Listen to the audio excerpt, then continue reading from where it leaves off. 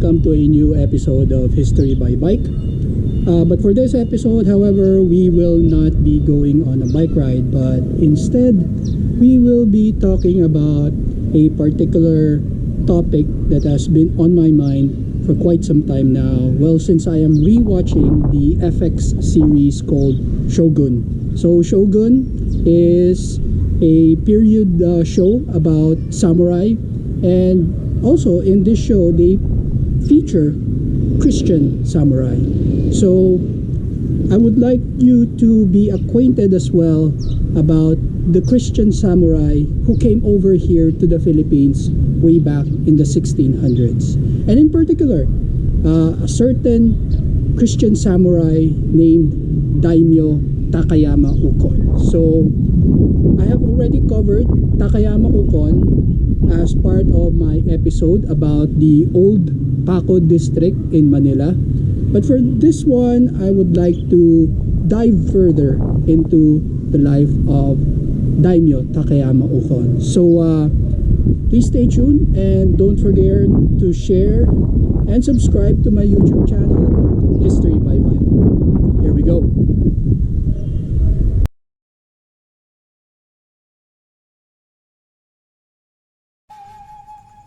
In 1542, Portuguese sailors landed in Japan, and Christian missionaries soon followed, notably Saint Francis Xavier in 1549. Western Christianity was a great contrast to the religion and culture of Japan, not only theologically but also culturally. Nevertheless, the Japanese were initially accepting of Westerners, probably because of their technology, especially gunpowder, than because of their religious beliefs and practices. 16th century Japan was a society in violent upheaval. The emperor, though believed to be divine, did not rule. The actual ruler was the shogun, or chief military general, but by the 1500s, the Ashikaga shogunate, established in 1333, was in decline. Into the resulting power vacuum emerged three seminal figures, known to history as the Three Unifiers, all of whom had an impact upon Christianity in Japan. The first of the Three Unifiers, Oda Nobunaga, abolished the Ashikaga shogunate in 1573.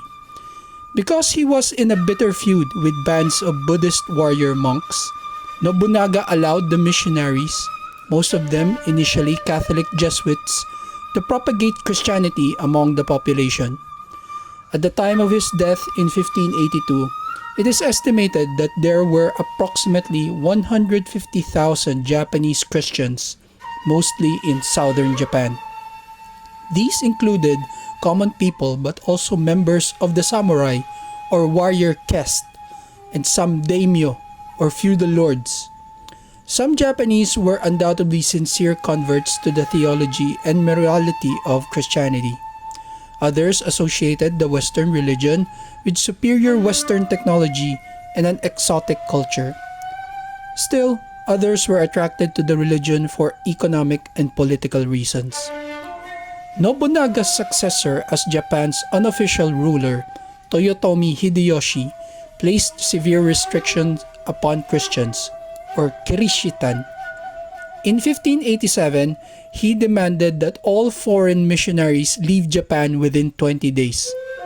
His decree was not rigorously enforced for a number of years, but in 1597, just before his death, he ordered the execution by crucifixion of 26 missionaries and Japanese converts.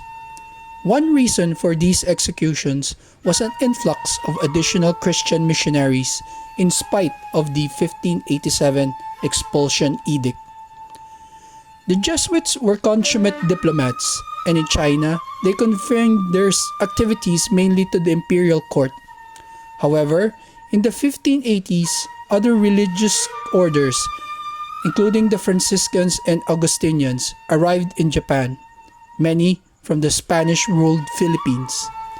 These new arrivals were allowed to enter Japan, but only on the condition that they not preach Christianity.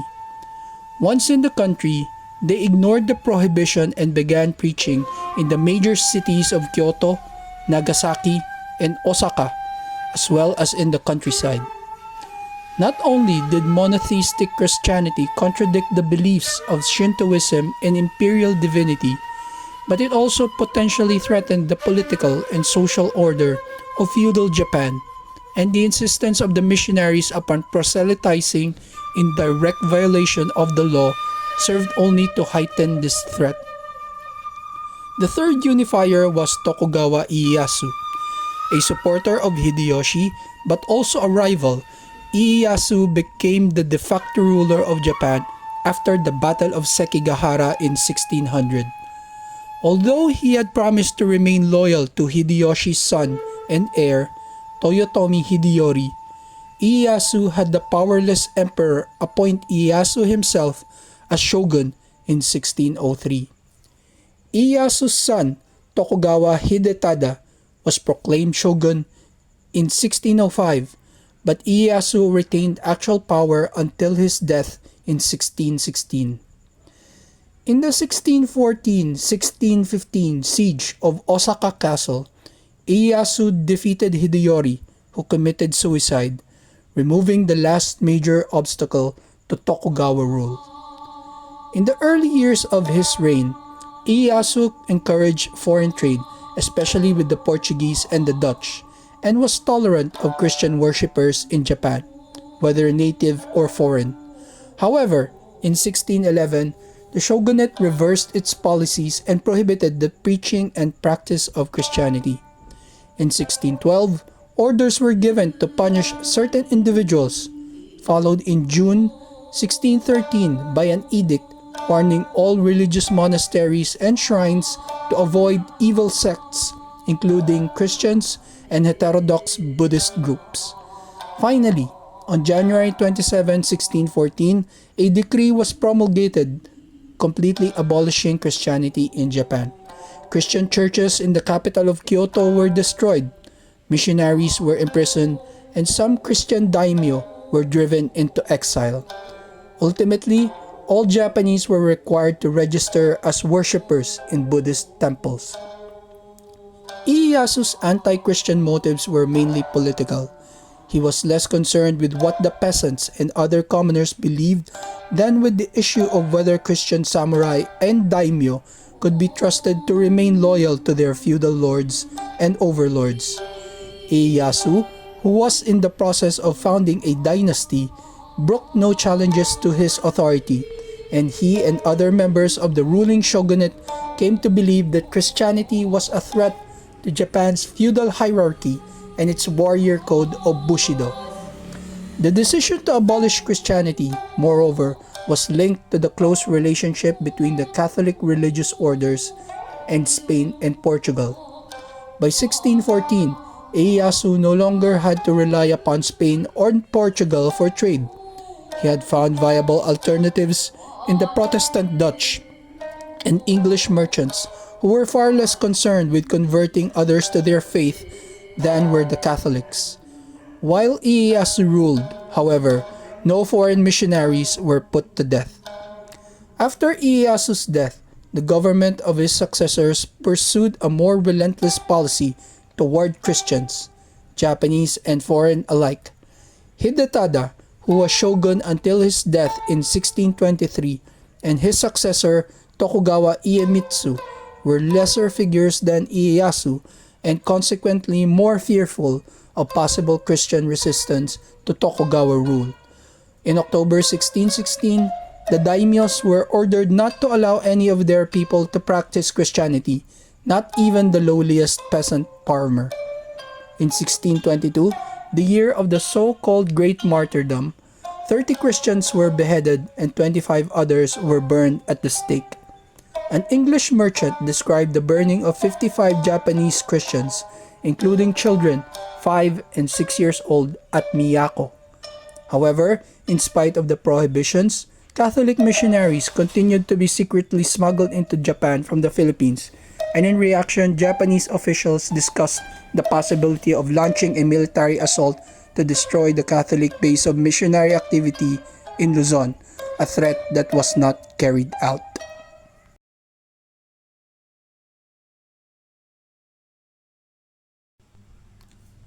Ukon Takayama was one of the greatest men of his era. He was an able ruler, as daimyo or governor of Takatsuki and later of Akashi, a great general, an ingenious strategist, a master of the tea ceremony, a harmonious personality, and above all, an exemplary and saintly Christian. He preached the gospel better than any of the missionaries. His amiable and attractive personality, and, more striking, his blameless life attracted numerous souls to the fold of the Good Shepherd. Not only did he convert his vassals and subjects to the Catholic faith, but a number of the greatest personalities of his era was also won over by his entreaties and example to the cause of Christ. Gamo Ojisato, Kuroda Yoshitaka, Hosokawa Gracia were the most outstanding of them, but there were many others whose number and identity is known to God alone. Ukon's unblemished chastity was so generally admired, even his enemy, Hideyoshi, who ruled Japan in 1583 to 1598, could not but admire it. As the beloved of God, Ukon Takayama was necessarily blessed with the surest sign of elections, the cross.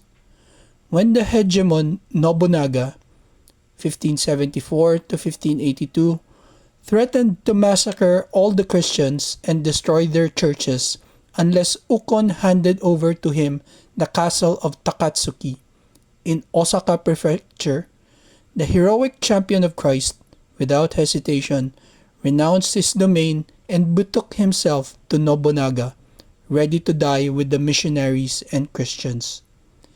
Doing this, he fully realized the terrible danger to which he exposed the lives of his only son and his little sister, who were hostages held by his suzerain Araki Murashige.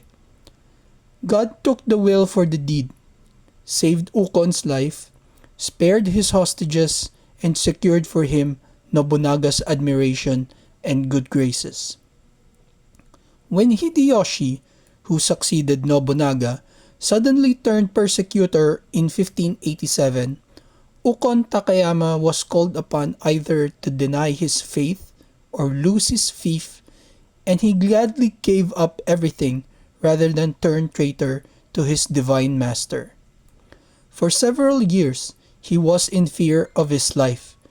Even after Hideyoshi's wrath had cooled, he never again became a ruling daimyo, but lived in obscurity as a simple samurai of the Maeda rulers at Kanazawa. In 1684, Ieyasu resolved to exterminate Christianity, and Ukon Takayama was again among the first victims. Since the tyrant could not hope to make him apostatize, he exiled him to a foreign land, calculating that he would not long survive the rigors and hardships of the voyage.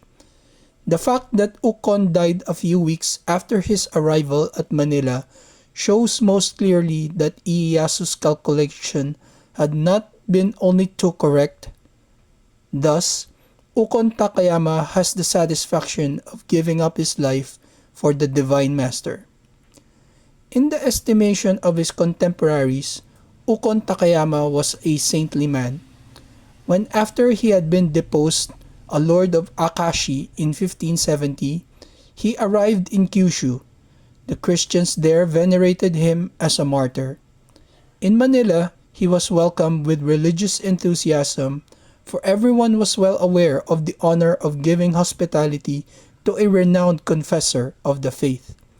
His premature death on February 3, 1615, caused general mourning and regret that Manila had been deprived of the presence of a man of God.